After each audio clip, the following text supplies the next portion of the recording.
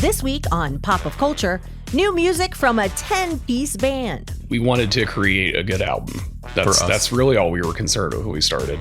And it's kind of turned from that into just, in my opinion, the best band I've ever been in. Our latest beautiful thing is just in time for summer moving season. And we'll check in with a guest who quit their job and sold their house to pursue art full-time. There's two camps. There is the, what are you doing with your life?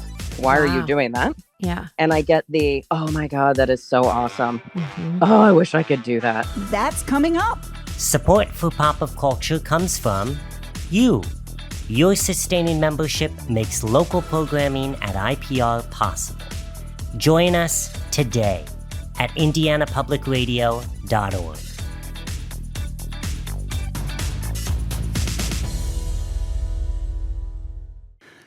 From IPR, this is Pop of Culture. I'm Jen Blackmer. And I'm Michelle Kinsey. Coming up on the show, we check in with an artist who's decided to pursue art full-time. But we start today with new music from a 10-piece local band. Way to midnight, almost every night, to take a scroll down my memories page. You don't sit right, 'cause it ain't all right. Prepackaged and ready-made. Hey, digitize my life.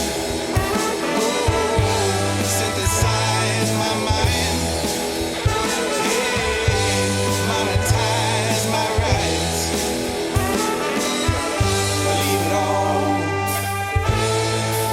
I leave it all online. White Lies and the Half-Truth is a new band in the Muncie area, and here to tell us all about it is Jason Cooper and Jarrod Case. Thank you so much for joining us in the Pop of Culture studios. Thanks for having us. Yeah, thanks for having us. Happy to be here. Well, Jarrod, let's start with you. Tell us a little bit about the band. How did it get started? Sure. That kind of thing. Sure. So Jason and I have been music collaborators since we were like 13 or 14 years old. And, as we've gotten older in families and life. Yeah. And so about a year or so ago, we got to kicking around the idea of doing a project together. So he and I started writing this album, really recording all the instrumentation ourselves too, just the two of us. Really? Yeah. As we could kind of delve into that, it became more of a daunting task with just two people and all the musicians that we know and have had the experience of playing with over the years. It was like, why are we doing this? Like, we have horn players. We know people that'll come in and do this. And then, that spawned into more and more people. So we're a 10-piece group now. Wow. And so we're one album in now with maybe at least two more. Oh my goodness. That's awesome. That's already written and partially recorded. So we have some more stuff coming out as well. So that's kind of the genesis of it. It was really just two longtime music collaborator friends and we have the time to do it now. Jarrod was kind of poking me, hey, why don't we get going on something? And it just started out from just texting some stuff back and forth to, then it just kind of exploded into what it's been now. And I've not been able to stop working on it since. That's amazing. And life happens, it right? Does. Yeah. So what was it about now that, Jarrod, you thought, I really need to do this. I need to get back into this? It's a couple different things. I never quit playing music. It wasn't a finite, like, I'm done today. But like I said, life and having kids, family, career. I always still wrote, still played at home. Yeah. My kids are over it. They've heard me play at home forever. Like, they're completely over it. But they're at an age now. Both my kids are teenagers. My daughter's going to graduate from high school and go to college. And so the time is the big factor there. Yeah. And then kind of just reconnecting with some of the guys that I still, except with text and stuff, but making time for one another, and they're having the time to hang out, and you get that many creative people together. It's bound to spark something. Yeah. And so that's, really the only genesis from it was just time. As far as the album itself, I'm a avid vinyl collector, and I've never put anything out on vinyl. And like I said, we talked a little bit off mic here, like put out CDs over the years in different bands, but never had done vinyl. And so that's kind of where this even started for us. Like, wouldn't it be cool just to have a record with us on it? Like, just to have for my collection. Yeah. And so that really was that was the genesis. Oh, we wanted to create a good album. That's really all we were concerned with when we started. And it's kind of turned from that into just, in my opinion, the best band I've ever been in. Same. I agree with that. Twice. Yeah. It does sound amazing. I wasn't leaving the party when it was long overdue. Feels like life is just starting. Now that I have found you, and with your love you got to me. I long to be holding you so tight. Yeah. Did you know going into this project, when you started collaborating and writing again and thinking, yeah, let's do this project, did you have that sound in mind? I mean, it is a big, full, very soulful rock sound. Yes, Did you know that? Yes and no. Yeah. I mean, I won't go like super into influence stuff, but I'm a huge Steely Dan fan. Jason is as well. Not just the music, the production side of it. Yeah. So we definitely approached it like, it's silly to say, but like, hey, we want to make our Asia. Like we want to make like the production quality. Yeah. And we recorded it all ourselves as well, which I think is worth mentioning. So it's 100% produced by us. And so that was kind of the other side of it is, hey, we want to make a really good quality sounding album. Yeah. And then, like I said, he and I are the primary songwriters. But we definitely have more a collaborative spirit with our bandmates as well. Like, hey, why don't we try this? And so you have 10 people, and so there's a lot of eclectic stuff moving through about it. I would say we set out to make a soul R&B record originally. It's kind of transformed into maybe a little bit something more than that. Maybe more Chicago, the band Chicago. I can kind hear of that. blood, sweat, Absolutely. and tears. Absolutely. Rock based with the soul and blues, but I think that was the intention. Yeah, it's kind of, the songs just kind of decided for themselves, and I think having 10 people also kind of speaks to how important this is to us, because I mean, keeping a band with 4 guys together for even a year, playing once a week is next to impossible, and then you know, the fact that we've pulled this off, just even as far as we've gotten now, is amazing, and I think we still have a lot of potential to go further with it. Yeah. I think this next record, we get everything done with it. I think I might even be more happy with it than the first one. Wow. Yeah. Speaking of the sound, let's talk a little bit about the album, The Ghosts We Carry. Talk about The Ghosts We Carry. Why that title, and what does it mean to you as you were putting it together? Did that come first? Did it come after you laid it all out? The title came afterwards. Again, like I kind of mentioned before, we've as we've started recording, we've already recorded several songs in what will possibly be the second and third album. These are the songs that we thought best fit together for this one, and kind of listening to it and going through the lyrics of it. It's multifaceted as far as The Ghost We Carry is where it came from. I'm a 44-year-old man. I haven't played live. I haven't done all this stuff for years. The version of me that people know that played music 20 years ago. Yeah. The physical version of that's gone, but I still carry it. I still carry that with me. Yeah. And whether that be Love Lost, Yes, in some of the songs. I felt that. I felt that in listening to the album. Yeah. Or Mourning of Death, whatever, Yes. you're talking about more serious subject matter. Those are pieces that you carry with you forever. So, I mean, I hate describing art or explaining art. So take the title, what you will, but that's where it came with for me. Yeah. Is the versions of yourself and the ghosts that you carry throughout your entire life. Absolutely. Absolutely. Yeah. What about White Lies and the Half Truth? How did that name come about? Oh, that was just, I think that was mostly Jarrod, I believe. And I don't know. Yeah. I wish I had a good answer for you. We didn't want to be Jarrod Case and the Somethings. Somethings, yeah. Yeah, we didn't want to be that. I've always wanted to be in a band with a color in the name because I just think it's cool. Like your Pink Floyds and whatever. So I always thought that was cool, and so I was kicking around ideas, and I actually came up with the Half Truth first. And I was kind of maybe calling that the horn section. I was calling them the Half Truth. Oh, nice. And then I don't know where White Lies came from. It's one of those things that just came. I don't have a real good explanation for it. So. Yeah. Well, I know you now have a full album and you're playing out. Where can people get more information and kind of follow you and figure out where you're playing and what you're doing next? You can find us on Spotify, Apple Music. Our Facebook page is just White Lies and the Half Truth. If you just Google that, it should bring up most things. Same thing for Instagram. All of our social medias is White Light and the Half Truth on all streaming platforms. Not a huge digital presence online, but our albums are available on there. We're on YouTube, all that stuff. We post pretty regularly on social media as far as pictures and video and little stuff like that. Live-wise, we're kind of keeping it to a minimum as far as what we're going to play live.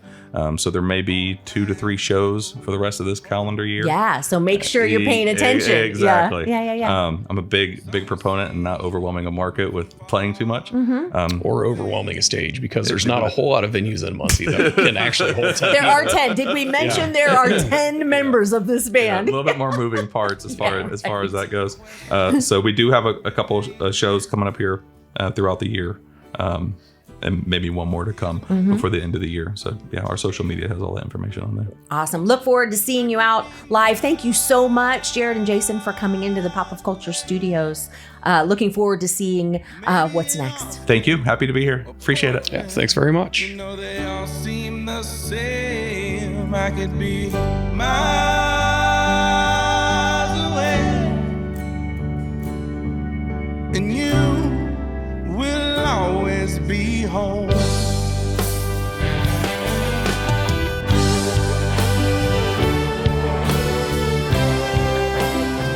The new album from White Lies and the Half Truth came out in May. It's called The Ghosts We Carry. I'm Michelle Kinsey. And I'm Jen Blackmer. Beautiful Things is a weekly online magazine of short nonfiction essays. In our ongoing series, we have the essay's author read their piece in full, and then we unpack what we just heard. Today's essay is particularly relevant if you're moving kids to their own place this month. We're pleased to welcome writer Jill Currie to the program. Hello, Jill. Hi, thanks for having me. Of course. And Jill is going to share her beautiful thing with us. He comes back for the curtains. He comes back for the curtains. After the excavation of greasy burger wrappers and weepy paper cups, after my crusted dishes are repatriated, left to soak until some other, more convenient time, after the layered heaps of lost gym shorts and a decade of too small soccer uniforms are hugged into black garbage bags, after the last day when my 19-year-old son and his friends turned housemates pitch the remaining odds and ends into boxes, picking the bones of his childhood clean. After all that, he comes back for the curtains. The blackout curtains that helped him sleep in on so many school days, past the alarms I begged him to set, past all my fruitless shouting, past noon. I say he might as well take the rod too, and he looks surprised, as if it never occurred to him to wonder what was holding them up. Looking past them now, through the window, he asks, "Did you know?" And I brace myself for a story about one of the times he snuck out. But instead, he tells me that senior year, his friends used to park down the street on test days, creep through the gate into my backyard to tap on this window above his bed. If he didn't wake up, they would reach a hand through to ruffle his hair. He tells me this as he casually reaches up, drill in one hand, removing each screw with merciless efficiency, a friend at each end to catch the rod as it falls. Thank you, Jill. Thank you so much. That is just lovely. And it hits me really hard as a parent of 3, I'll say adults. One of them is 17, so not quite adult. But yeah, this moment is very, very real. Yes. And I'm assuming this comes from a moment in your life that this was occurring. Oh, yeah, absolutely. My son moved out last fall into a house with some friends.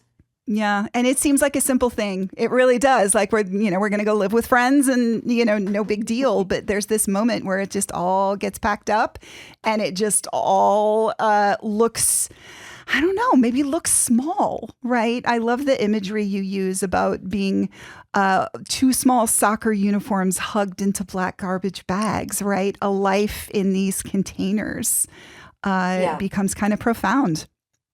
Yeah, yeah, thank you. To me, I think about kind of these layers. We look at our young adult children and we don't just see who they are now. We see these layers of who Right. everyone they've been, right, up to that moment. So that's sort of what I was thinking about as I was thinking about literally excavating this messy teenager's room. Right. Yes. And it's funny because we have conversations all the time, my kids and I, about that. When I look at my kids, I see the toddlers and the elementary school kids and the ones jumping in the leaves and all of these things that perhaps they remember, but for them, it's what they remember is the experience, not that imagery of what we saw, right? And we still see those moments in them today. Yeah, and I think there's this kind of essential tension between kind of parents and young adult children. I mean, I remember as a young adult just wanting them to just see me for who I am now, not Right. as a child, right? Yeah. And now as a parent, I see the beauty in that. I of course we want to just see them as adults and treat them as adults, but there's also a real beauty and tenderness to being able to see the child parts too. Yeah, absolutely. And the other thing about this piece that really does strike me is the fact that the son in the piece, your son here, has a support system, has friends, and this image of him taking down the rod of this blackout curtain and there's a friend at each end to catch it is so amazing because it says so much in just this one moment, this one action, right? Yeah, thanks. He and his friends are incredible. Really, they're 20 now, and they're all working full time, and they're so much more mature and responsible than I was at that age. I think. Isn't that interesting? I see the same thing in my own kids, right? This sense of an understanding that I just feel like I didn't have when I was that old. Right, but also they have each other's backs in a way that I just think is remarkable, Yeah. and it gives me a lot of comfort. Yeah, which is awesome. And so have you shown this piece to your son? I have, yes. Yeah, and what was his thought? He's not a big talker. He didn't say a lot. He said he was going to show it to his girlfriend. Oh, well, now that probably says more than we might Right. think on the surface. That's lovely. And the other thing too, and this is I think connected to what I know of your work, particularly as a parent. It's very easy to feel like you're in this all by yourself, right? And this is just your situation. This is your problem that you're struggling with. And then when you pick up a piece by someone as eloquent as you are and as beautiful as a writer as you are, right, where these images that are so familiar really, I think, strike us in a visceral way, right? We're not alone. Yeah, I think that's the interesting thing about this short piece is I was having trouble writing about this scene because not because I didn't have feelings about it, but because it didn't seem very interesting to me. I'm sad and I'm happy and I'm proud, but everyone feels those things. But Yeah. I when I approached it from the very specific details, it sort of unlocked something for me, and I have been pleased that it seems to resonate with other people too who've gone through a similar experience. Yeah, it really does. The details, I think, especially. And you talked earlier about tension, right? And this living in this space of you're sad, but you're happy, but you're proud, but you're nervous, but you're, all of these things that seem as though they're contradictory, right? They can exist, they can coexist. And these are the moments where they do. Yeah. Yeah. Yeah, absolutely. As a mother, we want to give our child every single thing. We would, we would give them the shirt off our back, as they say. Absolutely, yes. And then they walk out the door with all of those things and they go on and have their life. And there's this part of you that's like, wait a minute. Yes. Exactly what I wanted you to do. And how dare you? Yes, exactly. That's beautiful. That's beautifully said. I had you to put you out in the world and let you go, but you're not allowed to do that. Right. Oh, Jill, what a pleasure it's been to talk with you about your beautiful thing and about your work. Well, thank you so much for having me. Oh, you're so welcome. Jill Currie is a poet turned nonfiction writer. She lives in the Pacific Northwest, where she's working on a memoir about neurodivergence and intergenerational trauma. Her son lives nearby and is doing just fine on his own. This story comes from IPR's collaboration with Riverteeth's Beautiful Things, a weekly magazine of micro essays. More at riverteethjournal.com.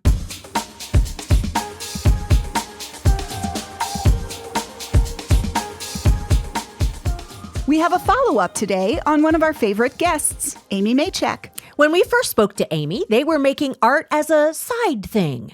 And only probably in the past 4 years have I really been taking a stab at being more involved with my art. And really, actually, since December, I've been like, okay, yeah, I'm going to really see if I can make this hustle happen as an artist. Kind of a continual process. That was in 2024. And now, Aimee, I would say local artist, but Aimee is moving on, doing a lot of different things. Aimee, welcome back to Pop of Culture. Thank you. It's so good to be back. Well, when last we spoke, you were doing a lot of art right here in Muncie, living and working in Muncie, doing a lot of things at Tribune Showprint. Now you are on the move. So tell the people what you've been up to. Yeah, I decided to take a big leap and see if I could pursue my art career full time. So I sold my house, packed up my life, and I've hit the road doing internships and residencies, hopefully around the country. Currently, I'm in Nashville, Tennessee at Hatch Showprint. Nice. So talk a little bit about, I know you've only been there a few days now, but tell us what it's like at Hatch. What were your first thoughts coming from kind of the Tribune Showprint world? So Hatch Showprint is the second oldest continuously operating print shop in the United States, Wow. where Tribune is the first. Yep. Hatch is connected to the Country Music Hall of Fame, and it is also kind of the place where various acts come to get their venue posters printed. So anybody from Dolly Parton, I'm looking at an old poster, What? Bill Monroe. I just disassembled a poster for Cyndi Lauper. So all What? kinds of big acts come and request Hatch to design posters for their various tours and shows around the country.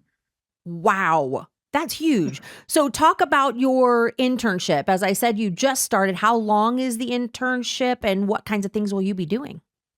So the internship is 6 weeks. Mhm. And during that time, like the past couple days, we've been learning the shop, learning the history. And then from there, as an intern, there's 4 of us. So I'm one of 3. I'm the eldest with everyone else in college. And eventually we'll be completing orders for clients, designing the poster from beginning to end, printing the various layers, and with the guidance and assistance of the people that work here at Hatch. Wow. And so after this 6 weeks, where do you already have something else lined up, your next internship? Sort of. I will be coming back to Muncie. I actually Hey! have a couple things scheduled in Muncie. And Tribune is my home print shop, so I'll be back Yeah. there printing. I'm teaching a class at Minnetrista in October where we'll be learning Nice. lino cut carving. I'm currently working on another internship up in Minnesota, Mhm. outside of Minneapolis with another printer. And I have a residency in April up in Vermont. That'll be a month-long residency. Wow. Yeah. You got a lot going on, but I'm glad you're going to be back here. And you know what, Aimee, I kind of buried the lead, but while you are doing your internship in Nashville, I mean, you're featured in an exhibit. I mean, yeah, no big No big whoop. Just, Yeah, got yeah, down no, there, one no of the big big deal. artists. Yeah. Yeah, I actually currently, since we spoke, and geez, I was going to move my studio from my spare bedroom Yeah. into my living room. And since then, I've really kind of poured a lot of effort and work into expanding my career, which Mhm. includes a lot of applying for residencies, internships, art shows. And with that, there's a lot of rejection, but you just got to keep plugging away Yes. because eventually something will hit. But I'm currently in a show called Reform, which is at the Elephant Gallery Mhm. in North Nashville. Wow. Talk about the pieces that you have with the one at Elephant. One of them is a reduction. And the piece was designed, I got inspired at a restaurant watching people engage in a conversation. I put down my phone and started people watching, Yeah. and they were talking with their hands. And you could see, even though I couldn't hear them, you could see how engaged they were. And Mhm. I love this idea of how we're all connected and communicate with our hands and with our bodies. So I took that idea and then had a conversation with myself about that idea on camera, and then separated a lot of those images out, and then drew out the hands, and ended up printing kind of this in motion conversation Wow. that I was having with my hands about the piece.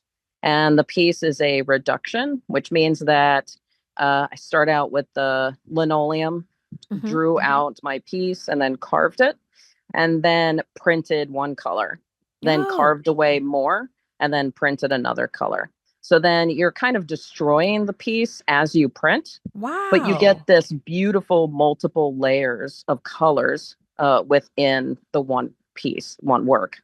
Wow. So Yeah. how long does that take for one piece when you're having to carve away each part It's of it? not necessarily. I mean, there's a thought process that has Mhm. to happen. Mhm. Color selection is very important because you don't want the colors to be muddied, Right. because you're essentially printing another color on top of one color to get bonus colors. Mhm. So doing some test color printing to see how it's going to lay is important. But it really, for that piece, it's the carving. That is I think a 16 by 20 or somewhere around there, piece of linoleum that I carved. Hmm. So that took quite a while. I mean, that's shameless plug. It's on my website. It's called Join the Conversation. Oh, And nice. you can see each individual like line to create the shadow and the hands. And Okay. that's probably what took the longest. Gotcha. Gotcha. Now, are these hands part of this series that was involved with the exhibit at Gordy Fine Art and Framing as well? Yes, yeah. Okay. The one I'm talking about though is a little bit different. Okay. It's a color piece. The one that was there was just the black and Yes. white. Okay. Um and then the second piece, it's a self-portrait of my hands cupped in front of my chest, which is something that I do to ground myself almost Yeah. every morning.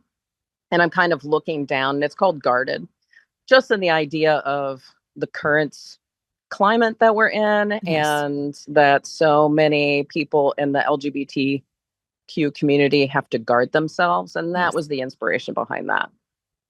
Wow. So what's next? Any movement, or are you thinking about your next kind of series? Um, I'm kind of letting myself relax a little bit. I'm Mhm. keeping in the process of creating.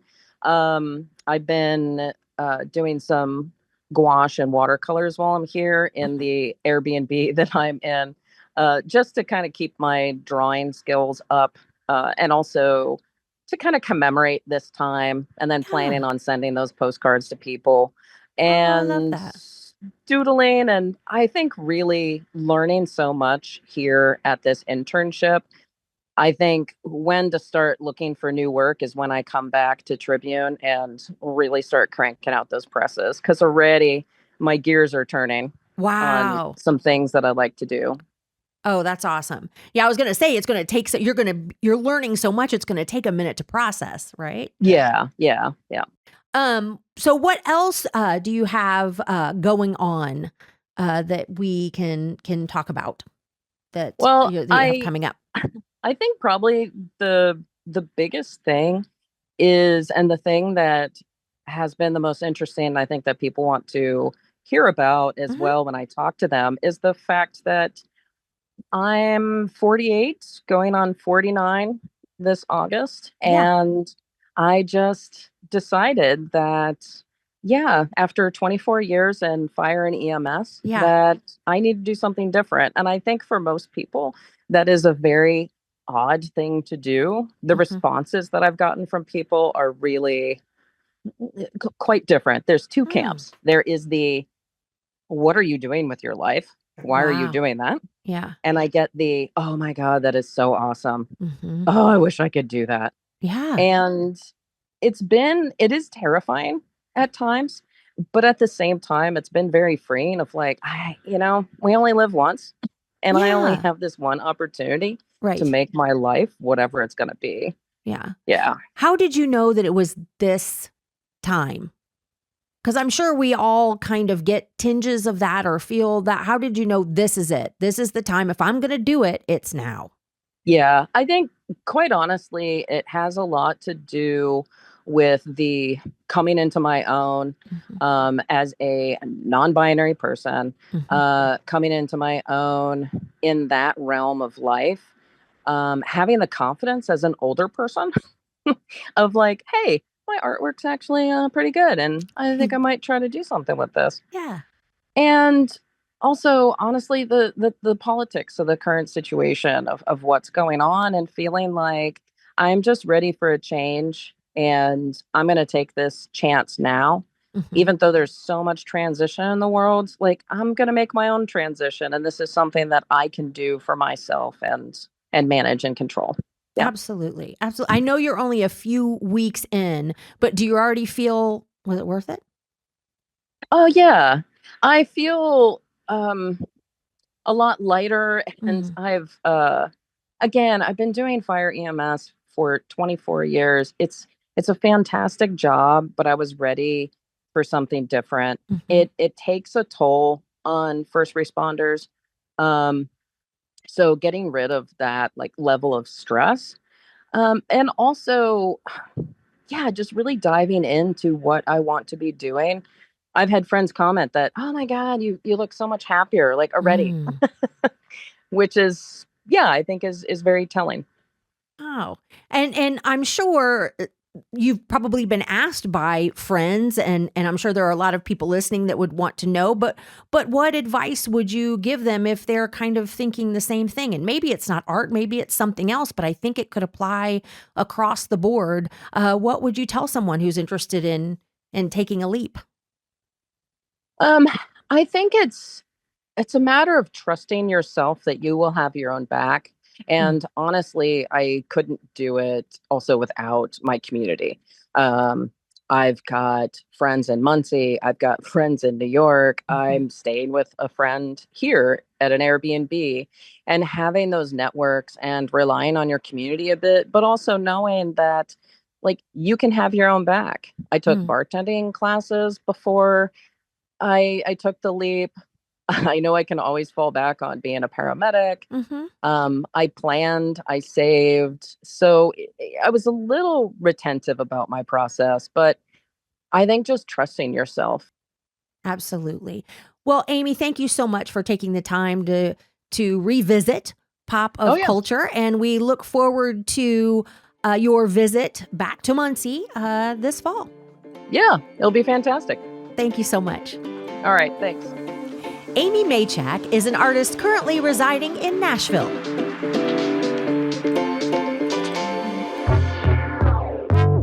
Every week, we ask another artist, what are you working on? This week, our co-host, Kara DuQuette, brings us a young artisan she met on the road. My name is Riley McDermott, and I'm from Monroe County in Illinois, which is just about 40 minutes away from St. Louis. And it's pretty much a very rural community that also has that urban side since we are so close to the city. Hello, Riley. Thanks for talking with us today. I met Riley McDermott at a farmer's market this summer, and we enjoyed talking with each other. And Yes. yeah, it was so much fun. And Yeah, Kara came up to me at the farmer's market and she was looking at my products. And then when she introduced herself and this opportunity, I was a little surprised. But it's really shown me like how far my business has taken me and how far of a reach I've had. So it's a pretty cool opportunity that I have here. yes, and I'm so happy that you're here to speak with us. Can you tell us specifically what you do? Yeah, so being from Monroe County, I've been connected to agriculture my entire life. I've grown up on a farm and I've always been excited to be an FFA. Ooh. And it's just really my personality really is FFA and agriculture, and it's kind of funny to say that. Um, but yeah, really in 2021, I started my business Till the Table, where I was just selling produce off a road for about 5 hours. I would reach maybe 10 customers. And then in 2022, I actually expanded to become a part of the Monroe County Farmers Market, which reaches almost 100 customers a day. And it really has helped me expand my business into something much further than I ever thought I would even reach. So I really just am excited to see how much further I can take this and how many doors it has opened for me already. Well, and how old were you when you started this business? I was 15 when I started selling stuff, but I've been in the garden and helping my grandma with canning ever since I could walk. So it really has been in my family for a very long time. Wow. So how many family recipes do you utilize when you can? I would say there's about 6 or 7 recipes that have been passed down throughout my entire family. And the thing is, whenever you are selling processed goods, you do have to apply to the um, food handler certification and the Cottage Food Act license. And you have to follow those regulations to make sure that what you are producing falls within those food safety guidelines and is safe for you to sell to customers. So I actually got kind of lucky, I guess my great great grandparents kind of knew what they were doing because my recipes actually did fall underneath those guidelines. And I was extremely excited to be able to share those recipes that so many of my friends and family have loved for years to even more people within my community. But there are definitely some recipes like carrot cake jam that I just found on Pinterest one day and thought I would try it and has turned out to be a big hit for my business. Wonderful. And you told us there's some things that you have to abide by in terms of quality of your product. And so, what are some of those things in the cultivation of your vegetables and in the processing that you must do? You said some of the recipes followed those guidelines. So, can you walk us through maybe one of them? Yeah, sure. So I would say the biggest guidelines that you have to follow um, apply to whenever you are making tomato-based products like tomato soup or salsa. And that is because tomatoes are a very acidic vegetable. And so they have to follow the pH guidelines. So if your recipe falls under 4.6 pH, then you are good to go because it is um, acidic enough that bacteria won't grow. And so there's definitely a lot of science behind this. It's not just baking and cooking. That's what cooking and baking is science. And so I think it's also really cool. And that's why I do plan on going into crop sciences when I go up to the University of Urbana-Champaign in the fall. I'm pretty excited to major in that. But there's so many different aspects that come alongside of it that definitely start in the soil. Mhm. I start my production around January or February, planting the seeds inside and helping them grow, transferring them into the garden around April and May, harvesting them around July and August, and then processing those vegetables as they come in as well. And so really just making sure my production stays local, follow those guidelines, and stays legal and safe for my customers is my top priority. Well, you do a wonderful job. I just opened some pickled green tomatoes Oh, yeah. yesterday that you made, and they were fabulous. That's awesome. Yeah, I've actually sold out of those. So, I mean, And I want to know what you've learned or how you've changed through this whole process. yeah, well, definitely. I used to be extremely shy, and as a freshman, I participated in the FFA Creed, which is basically you memorize the creed in FFA. It's 5 paragraphs long, and it basically talks about the morals and values that come with FFA. You memorize it, answer some questions about it, and it really helps freshmen get into a career or pathway of public speaking and building their confidence. And I definitely think that's where my level of confidence started. And starting this business, having to talk to hundreds of people every week has really helped me break out of my shell, become who I am today, and really opened so many doors for me in the future. I've met so many people. I'm really close with the national FFA president, Thaddeus Bergschneider. Um, he and I are really good friends as well. And so, really, this business has brought so much more than just a little bit of money. It's brought me opportunities of a lifetime. Ah, it's wonderful. Connections, and it feels like you did a lot more than memorize the creed. Um, Yes, I what definitely did. what will you do with the business once you go off to college? Well, a big part of the business does happen during the summertime, so I will be home for that. But during the preparation months of the winter, my family will kind of have to step it up a little bit. So I'm hoping that they will be able to help me with that. And hopefully, I can continue my business throughout my college days. But I definitely do want to see Tilted Table continue, as it is something I built from scratch and is something I am extremely proud of. Wonderful. Can you tell everybody where they could see what Tilde Table Homegrown Veggies is doing online or some? Yes. Okay. So I post everything that I'm doing on Facebook under Riley's Tilled to Table. And I post any new products that I come out with, just really what I've been doing in the garden, and that I make an announcement of when I'll be at the Monroe County Farmers Market. Riley, thank you so much for sharing your story with us. And you have done some amazing things, and it continues. Awesome. Well, thank you so much for having me. Of And course. yeah, I mean, this is what I do. You know, I love to talk about my business, how I'm connected to agriculture, and it is also something that I'm looking for in my future career is being able to advocate for agriculture and those who put in the work throughout the industry. That's wonderful. That's needed. So we're glad you're out there advocating.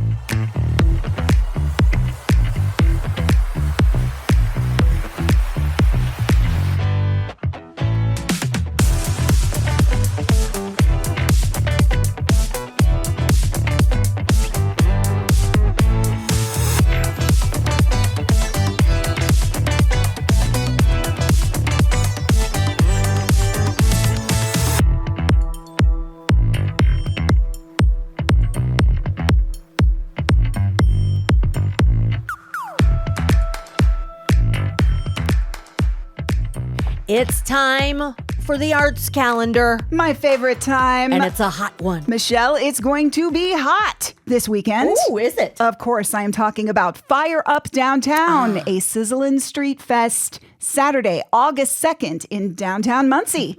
The event from 1 p.m. to 10 p.m. will include hot air balloons, hot live music, hot activities for the family, lots of great hot food and tasty beverages, hot and not, a maker's market, and more. DowntownMuncie.org has the hot details. So let me get this straight. It's going to be hot?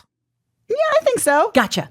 So much art. The 2025 Juried Art Show continues through September at the Arts Place Blackford County Arts Center in Hartford City. The awards reception will be 6 to 8 p.m. Friday, August 1st at the center. Revisiting Credence toured the world with the original Creedence Clearwater Revival members and Rock and Roll Hall of Fame legends. Now they're continuing that legacy live in concert. Catch the band Saturday, August 2nd at Paramount Theater Center in Anderson. AndersonParamount.org has ticket info. The Indiana State Fair kicks off Friday, August 1st at the Fairgrounds in Indianapolis. Concerts, exhibits, fair food rides, and so much more through August 17th. IndianaStateFair.com has the details. It can't be fair time already. It's It fair is. time? Oh my gosh. It is. And have you seen the fair food list? Oh, I have. It's off the charts. Yes. Okay. Gen Con. What? A My festival con. all about you? Oh, I wish, but no. Gen Con, the best 4 days in gaming, is on through Sunday, August 3rd at the Indiana Convention Center in Indy. Check out the latest in the tabletop games. Meet the nerdy writers. It's my favorite part. That's a good thing. It is. Enjoy live entertainment and more. And the people watching, the best. GenCon.com has details. The Van Buren Popcorn Festival is popping through August 9th. I couldn't resist. I had to do it. You shouldn't resist. Shouldn't resist. There will be a parade, car show, 5K run, free entertainment, and, well, popcorn. No, really? Mm-hmm. All right. Looking ahead, next Thursday is First Thursday, my favorite Thursday in downtown Muncie. Check out exhibits, browse downtown shops, enjoy live music, and shop the makers booths from 5 to 8 p.m. Hey, send us your artsy event stuff. IndianaPublicRadio.org/contact. Then click Pop of Culture. Support for Pop of Culture comes from you. Your sustaining membership makes local programming at IPR possible. Join us today at indianapublicradio.org. And that's our show. Our fact checker and shadow producer is Stephanie Weekman. And our producer is Luke Jones, who just started his own band, Brutal Honesty and Total Truth. Especially when he's giving us feedback. Exactly. Our show was hosted by me, Michelle Kinsey. And me, Jen Blackmer. Pop of Culture is a production from the entire Gentle team at IPR on the campus of Ball State University.